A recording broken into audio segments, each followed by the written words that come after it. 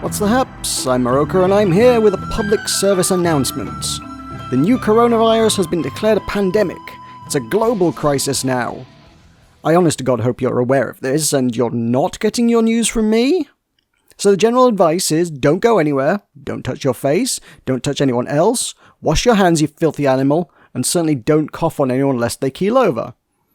In the increasingly likely chance that someone has coughed on you, or some filthy animal hasn't washed their hands, and you don't yet feel like keeling over, but you've been asked to keep yourself to yourself a bit, then what are you to do? Okay, silly question. Video games!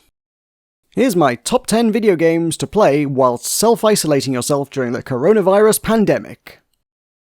Number 10, Pandemic 2.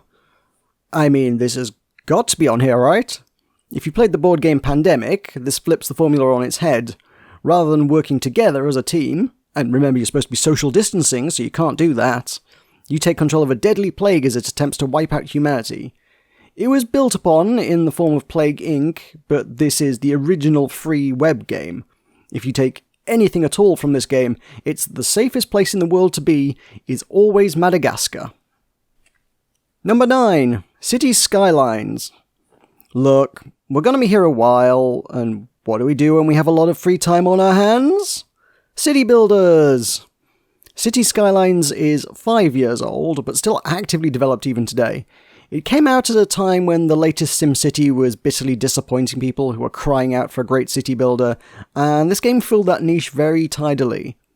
If you want to lose many hours gaining valuable town planning skills for rebuilding society from the rubble in a few months' time, City Skylines might be a good investment of your time. Number 8, Master of Orion.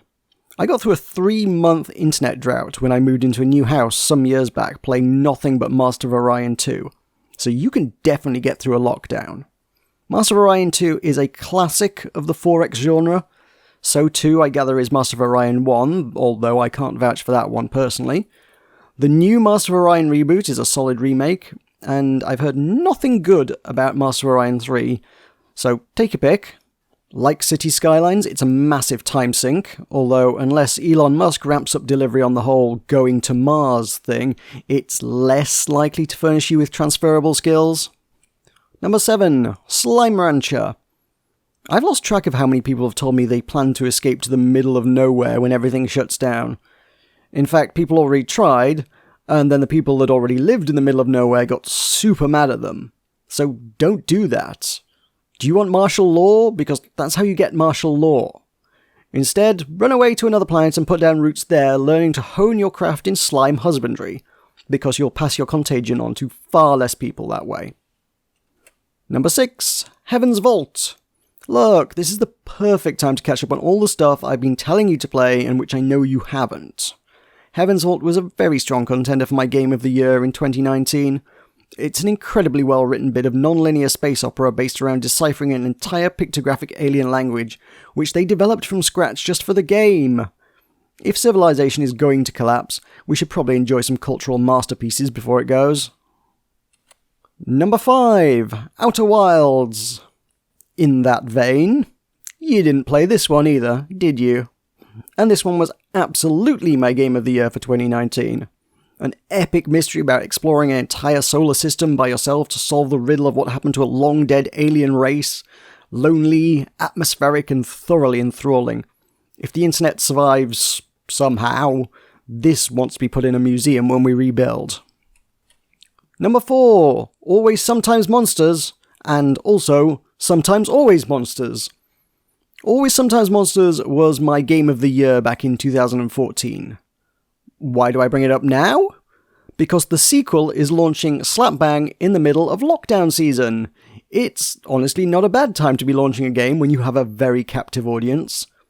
Always Sometimes Monsters was the hipstery, narrative-heavy kind of thing that you know I love, jam-packed with the feels. Sometimes Always Monsters promises, hopefully, to be a lot more of the same, and I've got it pre-ordered. It'll be nice to feel an emotion beyond existential dread for a bit. Number 3, Pyre. Pyre is a social distancing simulator, and from what I've seen in the supermarket, some of y'all definitely need more practice at this. Pyre is fantasy basketball, And the rules are that if you get too close to another player, you get banished to a plane of non-existence. So, just imagine that everyone you pass on the street is Jodariel charging towards you intent on erasing your existence. You'll give them some space then. And also, it's one of those wonderful indie titles that I know not enough of you played, so get to it. Number 2, Animal Crossing New Horizons. Real talk, in times like these, it is genuinely good to have routine in your life, and that's exactly what Animal Crossing brings. Dig up your fossils, water your plants, do a spot of fishing, sell your soul to Tom Nook, something to get you through the day. Unless you're messing with the system clock to cheat and time travel, then you're criminal scum and I'll have you placed under house arrest. Oh, wait. Okay, never mind. At any rate, I'm already playing it, you're probably already playing it, and we all already know that it's a very chill way to forget about the world ending for a bit. It's what we all need right now. And the number 1 video game to play during lockdown is...